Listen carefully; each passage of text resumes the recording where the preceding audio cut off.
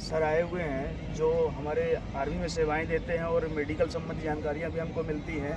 हमें कैसे तैयारी करना चाहिए, जैसे हमारे बहुत से युवा जो हैं वो मेडिकल संबंधी उनके मन में बहुत सारे सवाल होते हैं कि हमारे पास ये प्रॉब्लम, ये दिक्कत है। तो आइए हम सर से जानते हैं कि हमें जैसे मन की जो हमारी शंकाएँ हैं वो कैसे हम दूर कर सकते हैं और हमें क्या क्या किन पार्ट्सों में हमें विशेष ध्यान देना चाहिए। क्या नाम है सर आपका? जी, मेरा नाम है विश्वास कुमार तिवारी। विश्वास कुमार तिवारी जी हैं आप। तो जैसे हमारे युवाओं को, जैसे कुछ लोगों के पैर जुड़ने में समस्याएं आती हैं, पैरों को जुड़ते हैं, तो उन्हें उसके लिए कौन सी एक्सरसाइज करने का विशेष प्रयास करना चाहिए सर? उनको एक्सरसाइज करनी चाहिए जैसे उनके पैर जॉइंट हो रहे हैं, ऐसे ऐसे जैसे जॉइंट कर रहे हैं। पहली बात तो उनको ऐसे अपना खुद ही चेक कर ले वो कि ऐसे जैसे बीच में गैप है, तब तो उनको कोई एक्सरसाइज करने की ज़रूरत नहीं है। लेकिन अगर उनका जॉइन हो रहा है, ऐसे एक बार करके देख लें और एक बार ऐसे करके देख लें, ठीक है। अगर जॉइन हो रहा है तो कोशिश करें बीच में, जैसे बीच में एक एक्सरसाइज ये वाली होती है, ठीक है। ऐसे पकड़ा हाथ और ऐसे करके ये ऐसे और ऐसे वाली, ठीक है। इससे आपको पैर में बीच में गैप आना शुरू हो जाएगा। और दूसरा चीज़, आप जैसे सोते हैं जब, तो पैर के बीच में पिल्लो रख के सोइए, जिससे ये पैर की समस्या थोड़ी सी कम हो जाएगी। जी हम शरीर की बनावट तो नहीं इतना बदल सकते, लेकिन हाँ थोड़ी एक्सरसाइज से कम हो सकती है। बिल्कुल सर। क्या है कि देखिए, जैसे बहुत से लोगों को ये भी लगता है कि हमारा सीना कम है, या तो हमारे सीने कितना चाहिए कितना नहीं चाहिए। तो जैसे कितनी रिक्वायरमेंट रहती है, जैसे हमें आर्मी के लिए जाना है तो उसके लिए कितने सीने की रिक्वायरमेंट रहती 80 सेंटीमीटर आपका सीना होना चाहिए, बिना आपको फुलाए हुए। है नॉर्मल में? और जब आप उसको एक्सपेंड करते हैं तो 5 सेंटीमीटर आपका सीना खुलना चाहिए। हाँ, इसमें आपको जो लोग एक्स सर्विसमैन के बच्चे हैं उनको एक छूट मिलती है 2 सेंटीमीटर की। तो इसके लिए आप एक्सरसाइज कीजिए और पुशअप्स और बीम, इससे आपको इसमें जिनका सीना नहीं है वो बन सकता है उससे। तो जैसे क्या है कि सीना के लिए तो आपसे जानकारी मिल गई। जैसे बहुत से मित्रों की रनिंग भी जो क्या है कि टाइमिंग बहुत ज़्यादा आती है, उनको टाइमिंग संबंधी क्या है कि उनको मन में रहता है कि हमारी टाइमिंग कम कैसे होगी। उसके लिए उन्हें कैसे रनिंग कंटिन्यूअस करना चाहिए, अथवा गैप कर करना चाहिए, अथवा स्प्रिंट मारना चाहिए उनको?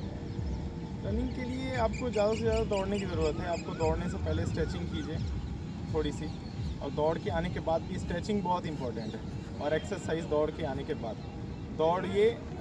जैसे आपको 4 चक्कर दौड़ने हैं इस राउंड पे, 1600 मीटर की रनिंग होती है आर्मी में, तो आप सिर्फ 4 चक्कर दौड़ेंगे तो आपकी रनिंग नहीं बनेगी। आप कोशिश कीजिए कि 8 चक्कर मारिए उसकी जगह पे डबल, तो आपका उससे स्टेमिना बिल्डअप होगा ज़्यादा से ज़्यादा। और आप जैसे 4 राउंड आपको दौड़ने, तो वो आप आसानी से अपना राउंड वो उसमें कम कर सकते हैं। शुरू में आपको ज़्यादा से ज़्यादा रनिंग करनी है। जैसे आपको अब किसी को 5 किलोमीटर की तैयारी करनी है तो वो 8 किलोमीटर 10 किलोमीटर दौड़ता है। जी जी बिल्कुल। इसी तरह अगर आप 1600 दौड़ना है तो आपको 3200 दौड़िए, 4 किलोमीटर दौड़िए, तो आपकी 1600 की टाइमिंग अपने आप सुधर जाएगी। और कंटिन्यू रनिंग रखिए, है ना, और स्ट्रेचिंग करते रहिए। और दौड़ के आने के बाद एक्सरसाइज बहुत इंपॉर्टेंट है। जैसे हमारे बहुत से युवा जैसे रनिंग तो करके यहाँ से जाते हैं, लेकिन वो पूरा दिन उनकी दिनचर्या जो है वो टाइम से खाना पीना नहीं खाते हैं, और मतलब उनकी जो रात में लेट तक सोते हैं। तो उसके लिए आप क्या सजेशन करना चाहेंगे? अगर उनको रनिंग बनाना है तो उनको अपना टाइम टेबल और दिन का मैनेजमेंट कैसे रखना चाहिए? देखिए, रनिंग के लिए आपको नींद तो बहुत इंपॉर्टेंट है, ठीक है। कम से कम मिनिमम 8 आवर्स आपको रनिंग स्पीड वो आपको नींद चाहिए ही चाहिए। अभी आप और डाइट में आप कुछ भी लीजिए अभी, क्योंकि ऐसी अवस्था होती है, ऐसी एज होती है 18 से या 20 साल की, जिसमें आप कुछ भी खाएंगे तो आपको इजीली डाइजेस्ट हो जाएगा। हाँ, वो जब आप 30 के हो जाते हैं उसके बाद कुछ चीज़ें डाइजेस्ट होना कम हो जाती है, क्योंकि आपका डाइजेस्टिव सिस्टम उससे से काम नहीं करता है। लेकिन अभी इस टाइम पे आप खाइए, लेकिन उसमें स्पेशली आप ये लीजिए कि जब आप यहाँ से रनिंग करके जाते हैं तो मूंग और चना का ज़्यादा सेवन कीजिए।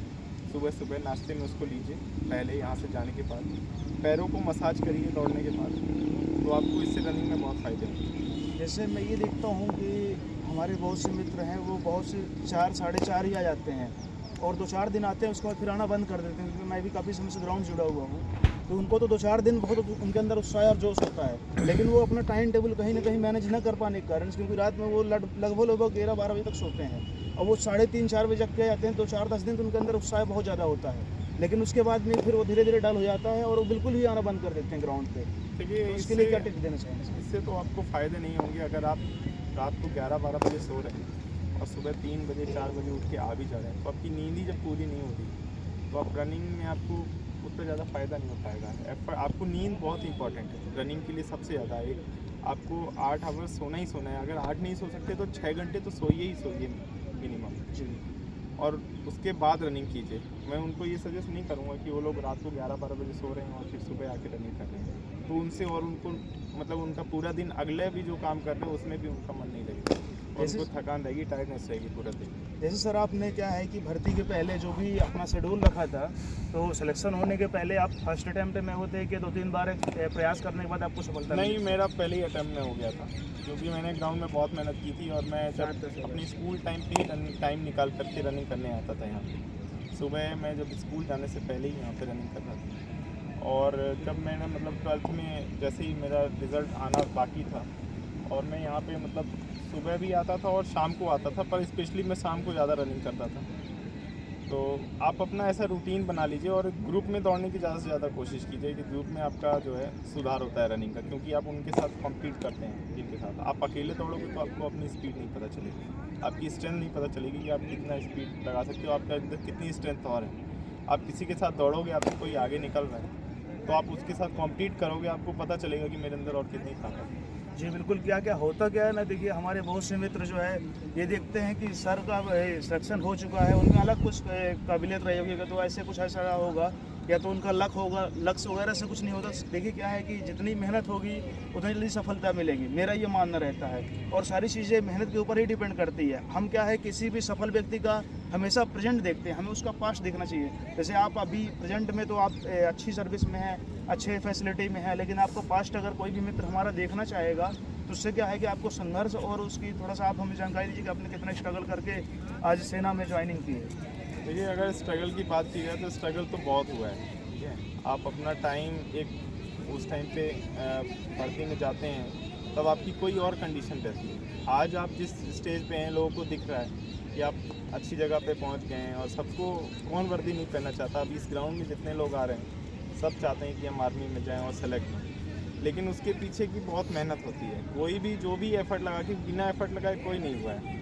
हमारा अगर पहली बार में सिलेक्शन हुआ तो उसके लिए बहुत स्ट्रगल किया है। इस ग्राउंड में कम से कम सुबह शाम है ना, रात नहीं देखी, दिन नहीं देखा और रनिंग कंटिन्यू करते रहे। ऐसा नहीं था कि संडे हुआ, मंडे हुआ या किसी दिन छूटा कि मन नहीं कर रहा, नहीं दौड़ते हैं, ऐसा कभी नहीं सोचा। कंटिन्यू दौड़ते रहे, पैर में दर्द हुआ या कुछ भी हुआ, लेकिन रनिंग करना कभी नहीं छोड़ा। और अब बात करें वहाँ की, तो वहाँ भी जो भी गए होंगे अभी भी कुछ लोग हो रहे होंगे रेलवे स्टेशन में सो करके और फिर सुबह रनिंग करते हैं। तो स्ट्रगल तो लाइफ में रहा ही है और सबके रहेगा। जो भी यहाँ से भी जो जाएगा उसको भी स्ट्रगल करना ही पड़ेगा, स्ट्रगल के बिना सिलेक्शन नहीं। ओके सर, आपसे तो बहुत अच्छी जानकारियाँ मिली और हमारे युवाओं को इससे बहुत सारी प्रेरणाएँ मिलेंगी। बस एक मेरा और छोटा सा एक सवाल था कि जैसे आज हमारे युवा पीढ़ी जो भी है वो थोड़ा सा एक अपनी दिशा से भटक करके नशे की तरफ जा रही है और समाज में जो कुरीतियाँ आ रही हैं, उसके लिए आप उन्हें क्या मार्गदर्शन, क्या सजेशन करना चाहेंगे कि वो कैसे अपनी जिम्मेदारियों को समझें, अपने माता पिता की सेवाओं पे ध्यान दें और फालतू की चीज़ों से क्या बच के रहें? उनको आप सजेशन थोड़ा सा दे दीजिए। उसके लिए सजेशन तो यही रहेगा मेरा कि वो नशा जो है आज इंसान को बिगाड़ देता है और अगर आपने एक बार नशे की लत लगा ली तो फिर छूटेगी नहीं। मैं खुद 12 साल या 13 साल सर्विस हो गई और मैंने अभी तक मतलब नशे को कभी हाथ नहीं लगाया। कोई भी ऐसा कोई भी नशा होगा, छोटा सा भी नशा मैंने नहीं किया। और मेरे लिए यही रहेगा कि जब मैं ऐसी संस्था में रह करके जहाँ ये सब चीज़ें अवेलेबल हैं मेरे को, मैं फिर भी उनको नहीं ले रहा हूँ, तो आप जब अभी ऐसी जगह पे हैं और आपको आगे बहुत कुछ करना है तो इन चीज़ों से आपको हटना पड़ेगा, क्योंकि ये आपको सक्सेस की तरफ नहीं जाने देंगे। अगर आप ये सब चीज़ें, आपको जिम्मेदारी समझनी है, आपको अगर अपने माँ बाप की जिम्मेदारियाँ संभालनी है तो आपको ये सब छोड़ करके और अच्छे काम करने पड़ेंगे। और जो भी अगर आपको भर्ती होना है या करना है तो पूरा फोकस आपको यहाँ पे रखना पड़ेगा अदर देन उन सब चीज़ों से, क्योंकि अगर आप उसमें एक बार पड़ गए तो फिर बहुत मुश्किल है, क्योंकि ये चीज़ें सिर्फ कुछ टाइम के लिए आपको आनंद दे सकती हैं, उसके बाद आपको ज़िंदगी भर रोना पड़ेगा। ठीक है सर, थैंक यू। जय हिंद, जय भारत। आपसे मिलकर बहुत खुशी, आपने बहुत अच्छी जानकारी दी। ऐसे ही हमारे मित्रों को आप देते रहिएगा। जी, बहुत बहुत धन्यवाद आपका।